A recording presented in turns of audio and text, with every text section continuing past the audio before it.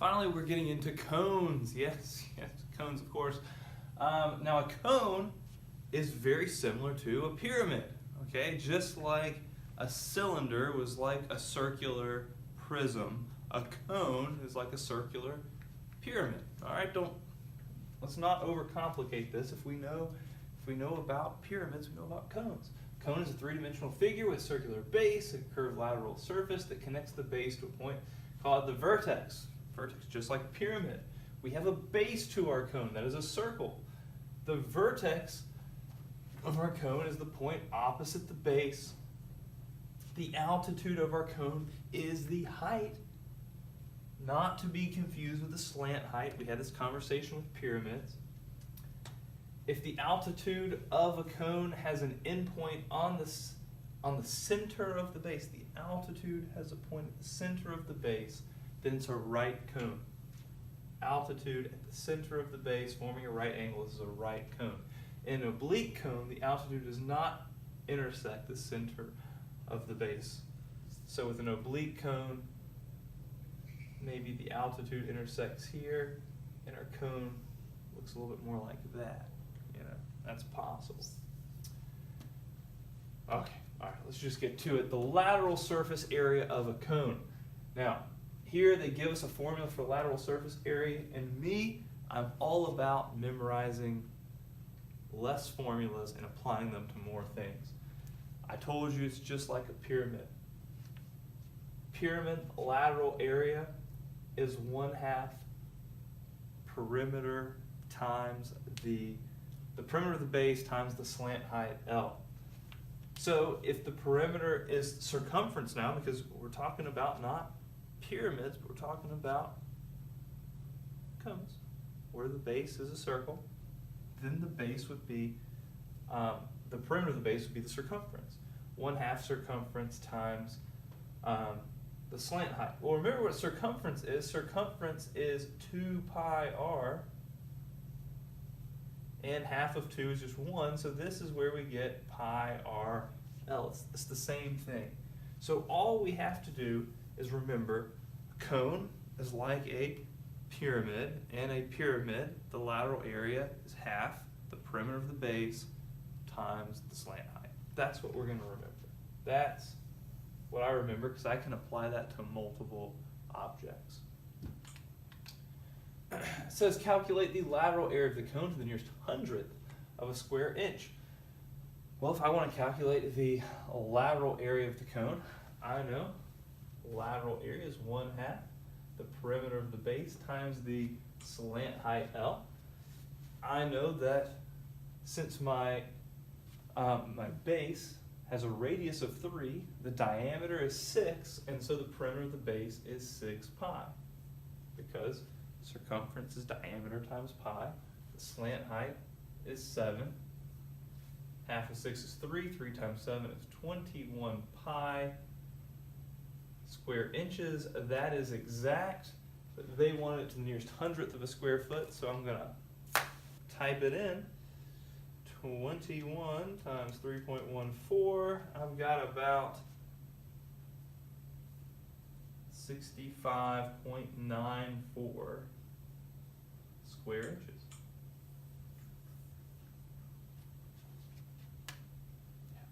All right, moving on.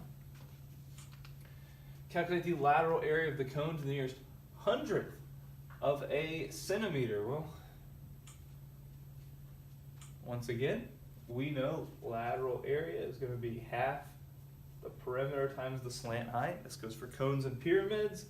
I know that my perimeter is circumference. Circumference is diameter times pi.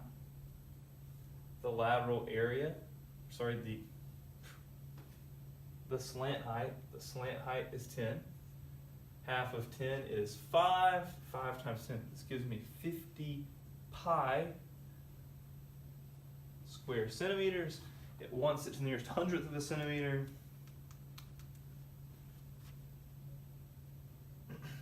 When I just use 3.14, I get 157. Look at that. Yeah. So I'm going to go pi symbol on this guy, so I can get their nearest hundredth. This is about 157 0.08 square centimeters.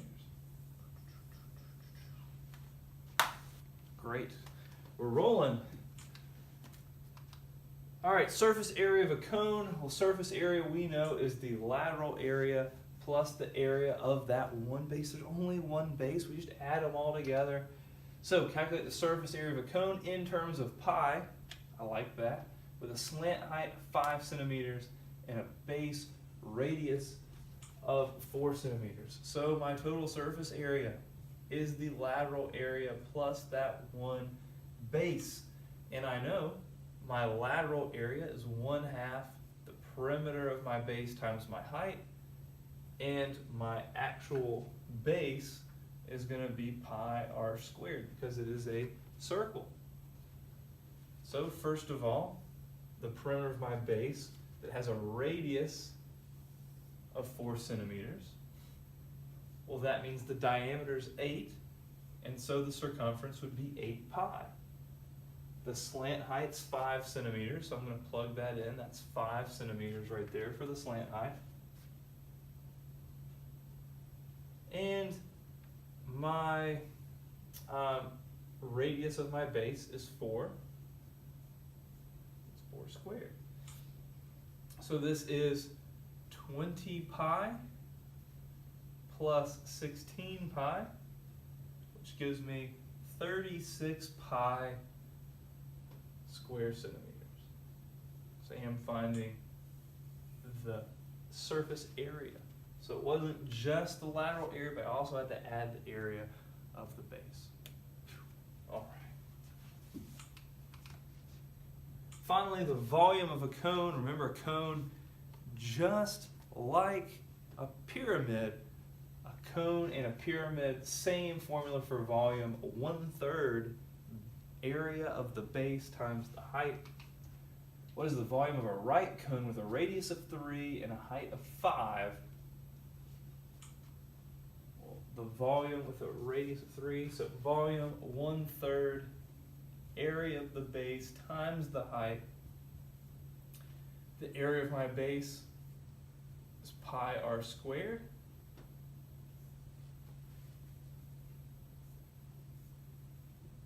The radius is 3, so this is radius squared would be 9 pi. The height is 5. 1/3 of 9 is 3. 3 times 5 gives me 15 pi.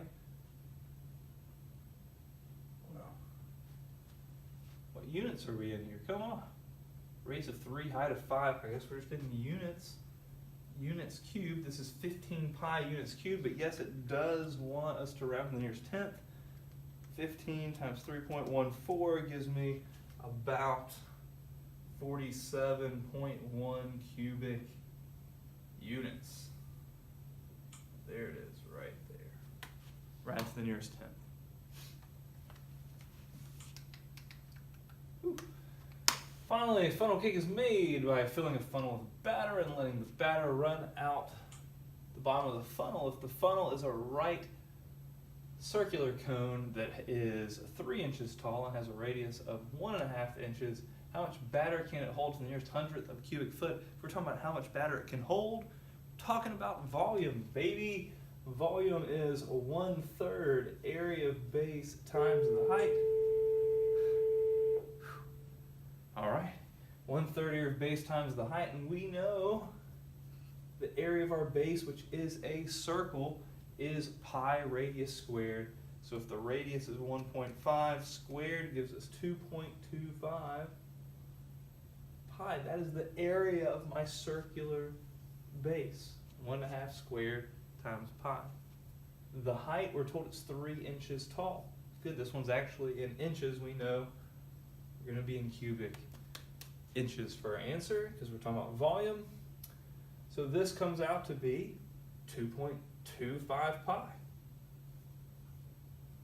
It's 1/3 of 3 is 1 times 2.25 pi is 2.25 pi cubic inches. And yes, they did want to the nearest 100th of a cubic inch. And so this is about 7.6